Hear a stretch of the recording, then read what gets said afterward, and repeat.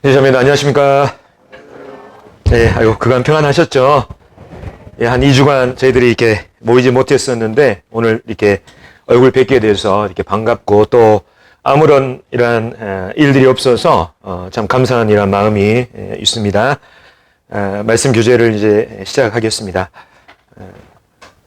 지난 시간에 이제 제가 일전에 하나님의 은혜라고 하는 이러한 주제로 성도님들과 함께 이렇게 교제를 나눴습니다. 그래서 이 세상의 모든 만물이 기동하면서 살 수 있는 것은 하나님의 은혜 때문이라는 것. 특별히 저희에게 있는 이 구원 역시, 저희가 얻은 구원 역시 먼저 하나님의 선행적인 은혜 그리고 성령님의 도우심으로 말미암아 저희들이 복음 말씀을 깨닫고 믿음을 소유하고 또 구원받을 수 있었다고 하는 이러한 부분을 말씀드렸습니다. 그래서 저희의 이 구원이 하나님의 은혜로 된 것이기 때문에 저희가 아무런 이렇게 자랑할 것이 없고 단지 우리의 삶을 통해서 하나님께 영광 올려드리는 것이 바로 심히 합당하다고 하는 이러한 부분들을 교제를 했었습니다. 그래서 하나님의 은혜라고 하는 이러한 주제로 교제를 나누었는데 오늘은 이와는 좀 더 다른 주제로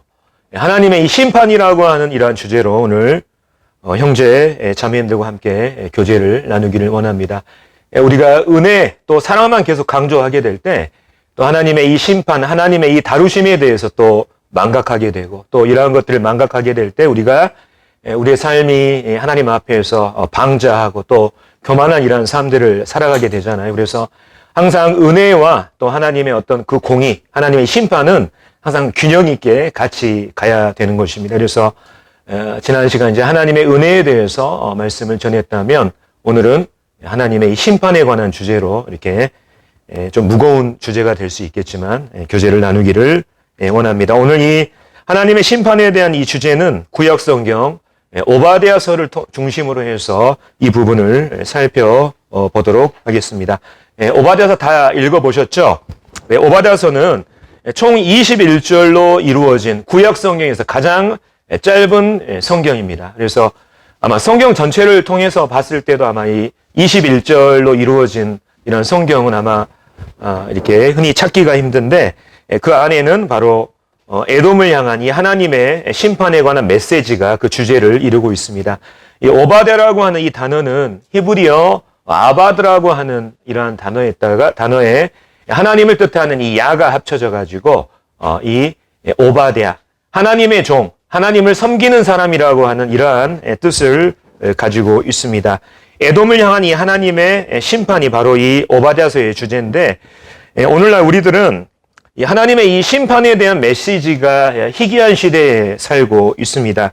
특별히 이 디모데후서에 있는 이러한 말씀처럼 성도들도 이 하나님의 이 심판에 관한 이 메시지를 상당히 부담스러워하는 이러한 경향이 있습니다. 그래서 자기의 귀에 듣기 좋고 또 자기의 어두운 부분들을 덮어주고 또 덮어주는 이러한 은혜롭고 달콤한 말씀들을 이렇게 많이 선호를 하죠. 그래서 목회자들도 이 강단 앞에 나와가지고 이렇게 하나님의 말씀, 하나님의 이 심판에 관한 메시지를 전하는데 상당히 이렇게 꺼려하는 이러한 일도 있습니다. 근데 우리가 중요하게 알아야 될 건 뭐냐면 바로 이 세상이 시작될 때부터 사탄의 이 전략은 뭐냐면 하나님의 심판에 관한 이런 메시지를 부인하게 하고 사람으로 하여금 하나님의 심판을 의심하게 하는 것으로부터 시작됐다는 것을 우리는 잘 알아야 됩니다. 여기 나와 있는 말씀처럼 창세기 2장에 보면 하나님께서 아담에게 이렇게 말씀하셨습니다. 선악을 알게 하는 나무의 열매를 먹지 마라. 만약 그것을 먹게 될 때 반드시 죽겠다고 하는 이러한 심판과 하나님의 다루심에 대한 말씀을 분명히 하셨습니다. 근데 사탄이 아담에게 와서 이 사람에게 와서 여자에게 뭐라고 얘기하냐면 이 하나님의 이 심판에 관한 메시지를 의심하게 하죠. 부정하게 합니다. 그래서 하나님은 정녕 죽는다고 말씀하셨는데 뱀은 사탄은 너희가 결코 죽지 아니한다. 이렇게 말함으로써 이 하나님의 심판을 의심하게 하고 부정하게 함으로써 이제 사람이 죄악에 빠지는 것을 보게 됩니다. 그래서 우리 인간이 사람이 하나님의 이 어떠하심, 즉 하나님의 이 다루심과 심판에 관한 메시지를 망각하고 이것을 의심하고 부인하게 될 때 사람은 죄를 짓게 되는 것입니다. 또 사람은 교만하게 살게 되는 것이죠. 그래서 하나님의 이 심판과 다루심에 관한 이 메시지는 오늘날 우리가 하나님을 섬기는 이러한 삶에 있어서 중요하게 이렇게 우리가 받아들여야 될 것 같습니다. 그래서 이 오바댜서는 바로 이 하나님의 이 심판을 다루고 있는데, 특별히 하나님의 이 다루심에 관한 이러한 부분들은 불신자뿐만 아니라 우리 구원받은 성도들에게 해당됩니다. 히브리서 10장 말씀에 보면 하나님은 그의 백성을 심판하시는 하나님이라고 말씀하고 있습니다. 그래서 심판한다고 하는 말은 하나님께서 다루신다고 하는 거예요. 하나님이 사랑하시기 때문에 그의 사랑하는 성도들을 때로는 징계하시고 다루십니다. 그래서 이 심판하시는 이란 하나님이 히브리서 말씀에 기록이 되어 있고요. 뿐만 아니라 히브리서 13장에는 성도의 삶과 관련돼서 우리의 삶이 정결하지 못하고 깨끗하지 못하게 될 때 또 하나님은 분명히 이러한 부분들을 다루신다고 하는 이런 부분들을 분명히 말씀을 통해서 우리에게 남기셨습니다. 그래서 우리가 이 하나님의 다루심, 심판에 관한 메시지를 중요하게 받아들여야 되는 것이죠. 자, 그러면 무엇이 그럼 하나님의 이 심판을 초래하는가? 사람이 어떻게 하나님 앞에 반응하게 될 때 하나님의 이 다루심을 받게 되는가? 바로 이 오바댜서가 바로 그 답을 제공하고 있습니다. 그래서 이 오바댜서를 통해서 하나님의 이 심판에 관한 메시지를 우리가 한번 살펴보도록 하겠습니다. 자, 오바댜서는 총 21절로 이렇게 이루어져 있기 때문에 전체의 이 구절들을 한번 읽고 교제하는데 별 어려움이 없을 것 같아서 좀 전체적인 부분들을 읽고 교제를 나누겠습니다. 다 같이 오바댜서를 한번 전체 한번 읽도록 하겠습니다. 구약성경 1284페이지. 제가 천천히 봉독하겠습니다. 오바댜의 묵시라. 주 여호와께서 에돔에 대하여 이와 같이 말씀하시니라. 우리가 여호와께로 말미암아 소식을 들었나니 곧 사자가 나라들 가운데서 보내심을 받고 이르시기를 너희는 일어날지어다. 우리가 일어나서 그와 싸우자 하는 것이니라. 보라, 내가 너를 나라들 가운데에 매우 작게 하였으므로 네가 크게 멸시를 받느니라. 너의 마음의 교만이 너를 속였도다. 바위 틈에 거주하며 높은 곳에 사는 자여, 네가 마음에 이르기를 누가 능히 나를 땅에 끌어내리겠느냐 하니 네가 독수리처럼 높이 오르며 별 사이에 깃들일지라도 내가 거기에서 너를 끌어내리리라. 여호와의 말씀이니라. 혹시 도둑이 내게 이르렀으며 강도가 밤중에 네게 이르렀을지라도 만족할 만큼 훔치면 그치지 아니하였겠느냐. 혹시 포도를 따는 자가 네게 이르렀을지라도 그것을 얼마쯤 남기지 아니하였겠느냐. 네가 어찌 그리 망하였는고. 에서가 어찌 그리 수탈되었으며 그 감춘 보물이 어찌 그리 빼앗겼는고. 너와 약조한 모든 자들이 다 너를 쫓아 변경에 이르게 하며 너와 화목하던 자들이 너를 속여 이기며 네 먹을 것을 먹는 자들이 네 아래에 함정을 파니 네 마음에 지각이 없음이로다. 여호와의 말씀이니라. 그날에 내가 에돔에서 지혜 있는 자를 멸하며 에서의 산에서 지각 있는 자를 멸하지 아니하겠느냐. 드마나 네 용사들이 놀랄 것이라. 이로 말미암아 에서의 산에 있는 사람은 다 죽임을 당하여 멸절되리라. 네가 네 형제 야곱에게 행한 포악으로 말미암아 부끄러움을 당하고 영원히 멸절되리라. 네가 멀리 섰던 날 곧 이방인이 그의 재물을 빼앗아가며 외국인이 그의 성문에 들어가서 예루살렘을 얻기 위하여 제비 뽑던 날에 너도 그들 중 한 사람 같았느니라. 네가 형제의 날 곧 그 재앙의 날에 방관할 것이 아니며 유다 자손이 패망하는 날에 기뻐할 것이 아니며 그 고난의 날에 네가 입을 크게 벌릴 것이 아니며 내 백성이 환난을 당하는 날에 네가 그 성문에 들어가지 않을 것이며 환난을 당하는 날에 네가 그 고난을 방관하지 않을 것이며 환난을 당하는 날에 네가 그 재물에 손을 대지 않을 것이며 내 거리에 서서 그 도망하는 자를 막지 않을 것이며 고난의 날에 그 남은 자를 원수에게 넘기지 않을 것이니라. 여호와께서 만국을 벌할 날이 가까웠나니 네가 행한 대로 너도 받을 것인즉 네가 행한 것이 네 머리로 돌아갈 것이라. 너희가 내 성산에서 마신 것 같이 만국인이 항상 마시리니 곧 마시고 삼켜서 본래 없던 것 같이 되리라. 나머지 한 몇 구절 남았는데 이 구절은 좀 생략하고 교제를 계속해서 진행하도록 하겠습니다. 자, 우리가 방금 이제 오바댜서 말씀을 거의 80% 가까이 이제 다 읽었는데요. 여기 보면 상당히 이제 익숙한 단어가 나옵니다. 그 단어는 뭐냐면 이 에돔이라고 하는 단어예요. 에돔.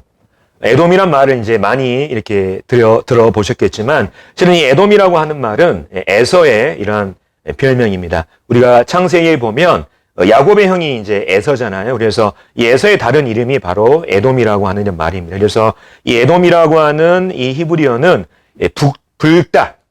붉다라는 이러한 뜻을 가지고 있죠. 그래서 창세기 25장에 보면 바로 이 에서가 태어날 때 이 붉었다고 하는 이러한 기록이 있고요. 뿐만 아니라 그 야곱이 에서에게 이렇게 장자권을 이렇게 얻기 위해서 에서를 꿰일 때 이렇게 붉은 죽을 줘서 에서를 꿰게 되잖아요. 그래서 이 붉은 것으로 인해서 바로 이 에서의 이 별명을 바로 에돔이라고 이렇게 성경은 기록을 하고 있습니다. 그래서 이 에돔과 실은 이 이스라엘이 이제 야곱의 자손들이잖아요. 그래서 에돔과 이스라엘은 실은 형제지간이었어요.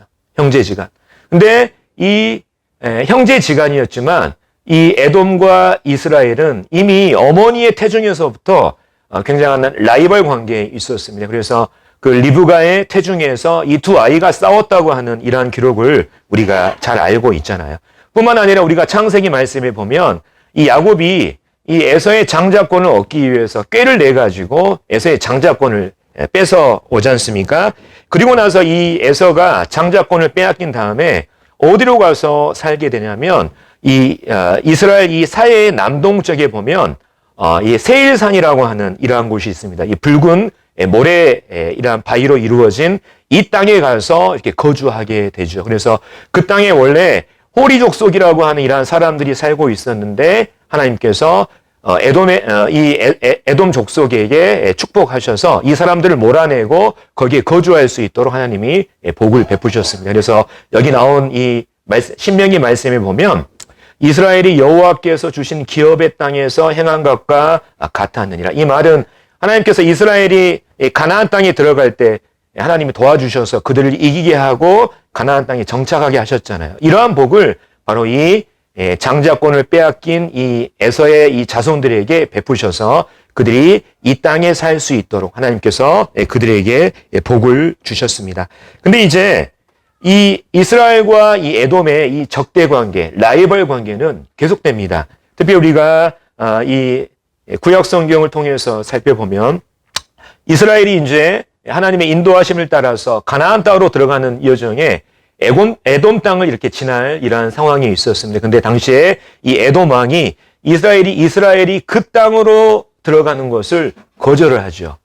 뿐만 아니라 그 이후에 이제 이 역사를 보면 사울과 다윗 시대, 다시 말하면 이스라엘이 이제 강성한 시대에 바로 이 이 에돔 족속을 정복하고 또 그들과의 전쟁에서 승리한 이러한 기록을 찾아볼 수가 있습니다. 반대로 이제 이 이스라엘의 이 후손인 이 유다 족속이 힘이 약해질 이러한 틈을 타서 역대하 말씀에 보면 이제 에돔 족속이 오히려 유다를 치고 유다 사람들을 포로로 잡아가는 이러한 일들이 계속해서 반복되는 이러한 것들을 볼 수가 있습니다. 그러니까 이 에돔과 이스라엘의 이 적대 관계가 역사 속에서 계속해서 이렇게 이루어지고 있었던 것이죠. 결정적으로 이제 이 남유다, 이스라엘의 이 남은 이러한 자손들이 바벨론에 의해서 BC 586년에 이제 멸망하게 돼요. 예루살렘이 이제 멸망하게 되잖아요. 그때 이제 이 에돔이 이 예루살렘의 멸망에 일조합니다. 그러니까 형제가 어려움을 당하고 있을 때 이들이 이제 방관하게 돼요. 그래서 좀 이런 부분들은 나중에 이따 좀 살펴보겠습니다. 그래서 결국에는 이제 이스라엘이 이제 멸망한 이후에 이 에돔이 어느 정도 이렇게 번성한 이러한 삶을 누리고 있다가 어느 날 이제 이 동쪽에 있는 아라비아 족속들, 이 나바티안이라고 하는 족속들이 이제 이 에돔이 살고 있던 땅에 들어와 가지고 에돔 족속들을 전부 다 추방해 버립니다. 다른 곳으로. 그래서 갈 길을 잃은 이 에돔 족속이 어디로 가서 살게 되냐면 여기 나와 있는 것처럼 이스라엘 유대의 남부에 있는 이두메라고 하는 이러한 곳에 정착하게 되죠. 그래서 예수님 당시에도 바로 이 이두메 지역이 이렇게 언급되는 것을 보게 됩니다. 그래서 이 이두메 지역에 굉장히 유명한 이제 정치가 한 명이 등장하죠. 바로 우리가 잘 알고 있는 헤롯 왕이 있잖아요. 헤롯 대왕이 바로 이 이두메 사람, 에돔 족속입니다. 다시 말하면 에서의 후손이 바로 이 헤롯 왕인 것을 보게 되죠. 이 에돔은 나중에 어떻게 되냐면 이제 AD 70년에 이제 예루살렘이 멸망하게 되잖아요. 그때 같이 멸망해서 이제 역사에서 이렇게 종족을 감추는, 이게 멸망당하는 이러한 일들이 이제 있게 됩니다. 그래서 이러한 에돔의 이러한 역사, 그리고 에돔과 이스라엘의 역사를 이렇게 간략하게 말씀드렸는데 정리하자면 이렇습니다. 에돔과 이스라엘은 형제 지간이었지만 오랜 기간 동안 라이벌이었고 적대적인 관계를 가지고 있었다는 것을 우리가 이렇게 생각하면 좋을 것 같습니다. 자, 그렇다면 이제 하나님의 심판을 초래한 이 에돔의 죄가 과연 어떠한 것인지 이러한 부분을 우리가 이 오바댜서를 통해서 교훈받게 되기를 원합니다. 하나님께서 에돔을 향해서 이렇게 말씀하셨습니다. 너를 나라들 가운데서 매우 작게 하였으므로 네가 크게 멸시를 받았다. 과연 하나님의 심판을 초래한 에돔의 죄는 무엇이었는가? 우리 오바댜서를 정리하면 제가 보니까 세 가지로 이렇게 요약이 되는 것 같습니다. 첫 번째는 바로 교만, 두 번째는 방관, 세 번째는 포악이라고 하는 이러한 단어를 이 오바댜서를 통해서 이렇게 발견할 수가 있었습니다. 그래서 먼저 3절에 보면 너의 마음의 교만이 너를 속였다. 에돔의 교만이 하나님의 이 다루심을 초래했고요. 뿐만 아니라 12절, 13절에 보면 네가 형제의 날, 곧 그 재앙의 날에 방관했다. 이 방관이란 단어를 찾을 수가 있었습니다. 또 마지막으로 10절에 보면 네가 네 형제 야곱에게 행한 포악으로 말미암아. 그래서 이 포악이라고 하는 이 단어 찾을 수가 있었습니다. 그래서 정리를 하자면 에돔의 교만과 방관과 이 포악이 바로 하나님의 심판과 다루심을 초래했다는 이러한 결론을 내리게 됐습니다. 그래서 좀 이런 부분들, 과연 에돔이 어떠한 부분에서 교만했는지, 또 어떻게 방관했는지, 어떻게 포악을 저질렀는지 이 부분을 이제 좀 더 구체적으로 살펴보면서 여기에 관련된 교훈을 나누도록 하겠습니다. 자, 먼저 에돔은 난공불락의 이러한 요새 가운데서 살고 있었습니다.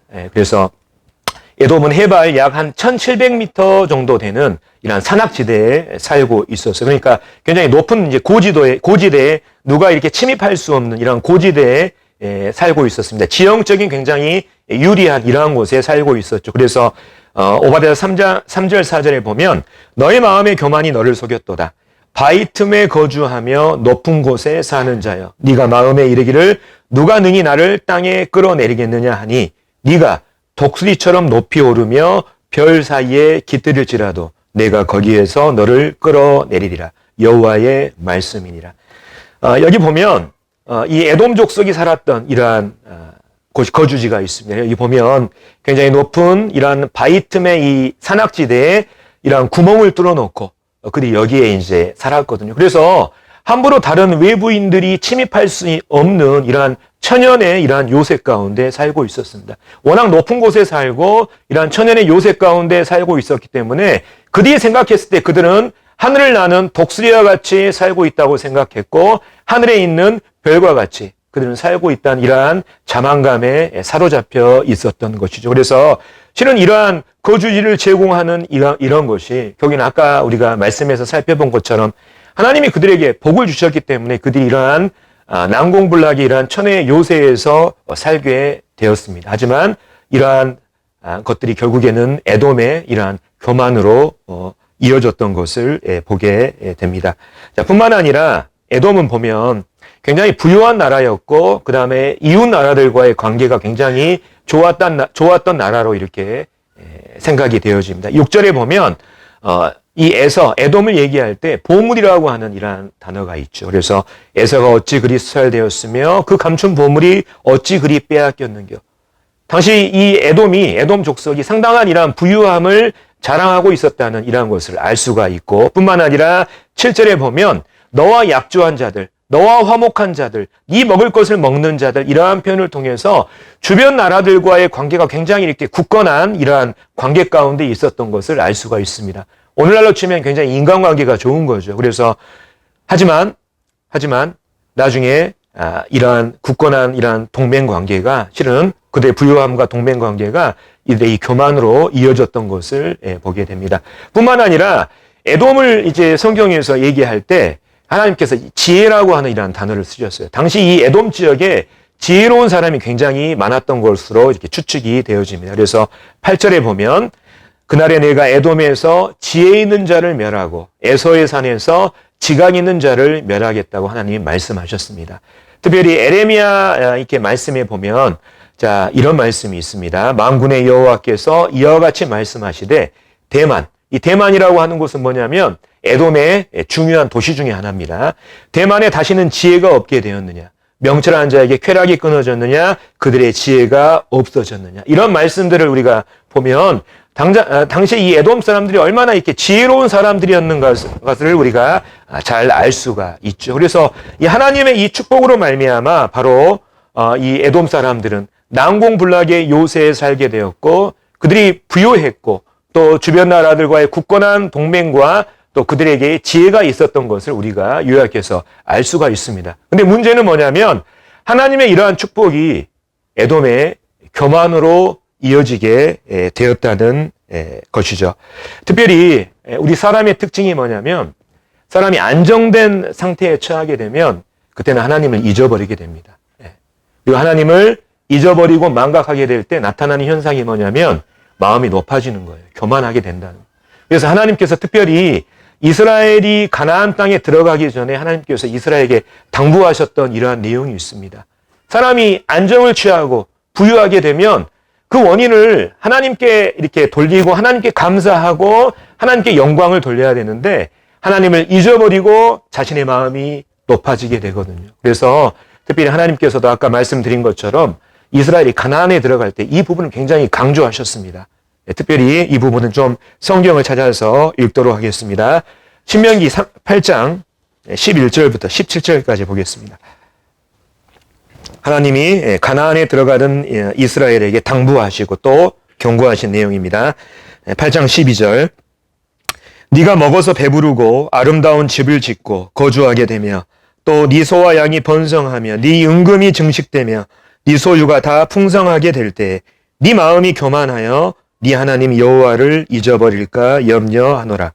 여호와는 너를 애굽 땅 종되었던 집에서 이끌어내시고 너를 인도하여 그 광대하고 위험한 광야 곧 불뱀과 정갈이 있고 물이 없는 간조한 땅을 지나게 하셨으며 또 너를 위하여 단단한 반석에서 물을 내셨으며 네 조상들도 알지 못하던 만나를 광야에서 네게 먹이셨나니 이는 다 너를 낮추시며 너를 시험하사 마침내 내게 복을 주려 하심이었느니라. 그러나 네가 마음에 이르기를 내 능력과 내 손의 힘으로 내가 이 재물을 얻었다 말할 것이라. 네 하나님 여호와를 기억하라. 그가 네게 재물 얻을 능력을 주셨음이라. 이와 같이 하심은 네 조상들에게 맹세하신 언약을 오늘과 같이 이루려 하심이니라. 19절 네가 만일 네 하나님 여호와를 잊어버리고 다른 신들을 따라 그들을 섬기며 그들에게 절하면 내가 너희에게 증거하노니 너희가 반드시 멸망할 것이라. 그래서 하나님께서는 이제 가나안에 이스라엘이 하나님의 축복으로 말미암아 가나안에 들어가게 될 때 이제 이스라엘이 강대한 삶을 살게 되잖아요. 그렇죠? 그래서 여러 나라들을 정복하고 그들이 안정을 취하게 되는데 그 가운데에서 그런 삶을 살기 전에 하나님께서 분명히 이스라엘 사람들에게 경고하셨습니다. 네가 거기에 들어가서 그렇게 강대하고 평안한 삶을 살게 될 때 하나님을 망각하고 네 마음이 높아져서 교만하게 되는 것을 네가 정말 조심해야 된다. 그래서 특별히 이 사람의 특성은 뭐냐면 실은 우리가 어려울 때는 하나님 앞에 엎드리고 의지하고 매달리잖아요. 그렇죠? 예. 우리 마음이 그렇습니다. 하지만 그러한 상황들을 우리가 이겨내고 또 또 하나님께서 복 주셔서 정말 우리가 안정되고 평안한 상태에 거하게 될 때 우리가 그러한 하나님을 잊어버리고 마치 내가 뭔가 이루고 내 능력으로 뭔가가 된 것 마냥 사람의 마음은 한없이 높아지게 마련이죠. 그럴 때 하나님 그 사람을 다루시게 됩니다. 특별히 이제 여기서 이 교만이라고 하는 단어가 어떠한 의미를 가지고 있는지 좀 한자적으로 좀 말씀을 드리겠습니다. 저도 이제 한문을 이렇게 잘 하지는 이제 못하는 사람인데 교만하다를 의미하는 이러한 교자가 어떤 뜻을 가지고 있느냐 보니까 말이 자기 주인 앞에서 주인의 이 말을 듣지 않고 앞발을 높이 이렇게 들어 올리는 것을 이렇게 교만하다, 교만할 교자라고 이렇게 풀이를 하는 것을 보게 됩니다. 다시 말하면 말이 자기의 이 주인을 망각하게 될 때, 그러니까 실은 말을 키우고 이렇게 다루고 그 다음에 인도하는 이러한 주인이 있잖아요. 근데 그 주인 앞에서 그 주인을 망각하게 될 때 다리를 꼿꼿이 세워들고 주인의 말을 안 듣는다는 것이죠. 이것이 바로 교만하다고 하는 이런 한자적인 의미인 것을 보게 됩니다. 그래서 실은 이 교만이라고 하는 것의 근본적인 원인은 어디에 있냐면 주인을 망각하는 데 있습니다. 실은 우리 성도들이 또 제 자신이 교만하게 되는 근본적인 원인은 뭐냐면 하나님을 잊어버리기 때문에 이러한 교만이 죄사함 가운데 일어나는 것을 보게 됩니다. 그래서 실은 우리 성도들은 바로 하나님을 이렇게 망각하게 될 때 교만하게 되는 이러한 부분들을 경계를 해야 되는 것이죠. 이 교만은 특별히 하나님의 이 심판을 부르게 됩니다. 하나님은 분명히 말씀을 통해서도 하나님은 교만한 자를 대적하시고 겸손한 자들에게 은혜 베푸신다고 말씀을 하셨습니다. 하나님은 교만한 자들을 반드시 다루십니다. 뿐만 아니라 하나님이 싫어하는 것 중에 가장 첫 번째로 나오는 것이 뭐냐면 잠언 말씀에 보면 여호와께서 미워하시는 것, 곧 그의 마음에 싫어하는 것이 N7 가지인데 가장 먼저 하나님께서 언급하는 건 뭐냐면 교만한 눈을 얘기하고 있는 거예요. 하나님을 잊어버리고 하나님 앞에서 이렇게 발을 높이 드는 이러한 부분들. 또 잠언 16장에 보면 우리가 잘 알고 있습니다만 사람이 교만하게 될 때 반드시 무너지게 되어 있습니다. 이것은 하나님이 정하신 법칙인 거예요. 하나님 반드시 이 교만한 자를 다루시는 하나님이시라는 것을 우리가 이러한 말씀을 통해서 또 에돔의 이러한 역사와 또 이 오바댜서를 통해서 우리는 알 필요가 있습니다. 그래서 우리가 이 에돔을 통해서 이 교만한 자를 심판하시는 이러한 하나님을 우리가 발견하게 되고 뿐만 아니라 우리가 하나님을 잊어버리고 하나님의 은혜를 망각하게 될 때 우리는 언제나 교만하게 될 수 있다고 하는 이것을 우리는 가슴 깊이 새겨야 할 필요가 있습니다. 자, 그래서 첫 번째 하나님의 심판을 야기한 이런 에돔의 이런 죄악 가운데 하나가 바로 이 교만이라고 하는 것을 우리가 살펴봤고요. 이제 두 번째는 방관이라고 하는 이러한 단어를 좀 생각을 해 보겠습니다. 이 방관이라고 하는 단어는 어떤 뜻을 가지고 있냐면 어떤 일들에 관계하지 않고 그냥 구경하듯 지켜만 보는 것, 이것이 방관이라고 하는 단어의 사전적인 의미입니다. 그래서 방관도 여러 가지 방관이 있어요. 예를 들면 정말 관심이 없어가지고 그냥 방관하는 경우가 있습니다. 또 어떠한 방관이냐면 나하고 뜻이 안 맞으면 그냥 기분이 나쁘면 그냥 방관하죠. 그런 경우들이 있잖아요. 마지막으로 방관하게 되는 경우가 어떤 경우냐면 저 사람이 정말 잘못되기를 바라는 마음으로 방관하는 경우가 있습니다.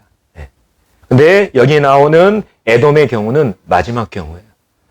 다른 사람, 특별히 이스라엘이라고 하는 이 자기의 형제가 정말 잘못되기를 바라는 마음으로 방관하는 이러한 태도가 하나님의 이 심판을 초래했던 것을 보게 됩니다. 아까 말씀드린 것처럼 에돔과 이스라엘은 어머니의 태중에서 라이벌 관계였고 역사적으로 계속해서 적대적인 관계를 유지해 왔습니다.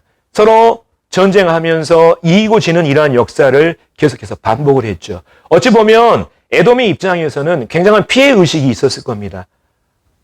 자기에게 있는 이러한 하나님의 이러한 축복이 있는 이러한 장자권을 야곱을 통해서 빼앗기게 됐잖아요. 그러니까 이 이스라엘 사람들이 얼마나 믿겠습니까? 그래서 실은 이러한 마음들을 우리가 예상해 볼 수가 있죠. 그래서 이 시편 말씀에 보면 이런 말씀이 있습니다.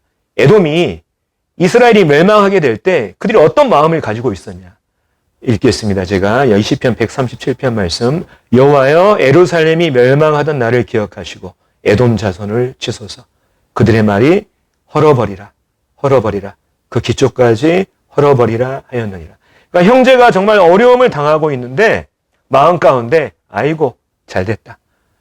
이제 쟤들이 이제 멸망당하면 이제 내 라이벌과 그동안 정말 나를 골치 아프게 했던 이런 모든 것들이 사라지겠지. 이러한 마음이 있었던 거예요. 그렇기 때문에 오바댜서에 보면 이런 표현이 있습니다. 멀리 있었다. 멀리 있어서 그것을 지켜만 보고 있는 거예요. 내 형제가 그 바벨론의 침공에 의해서 어려움을 당하고 있는데 멀리서 그것을 방관하고 있는 거예요.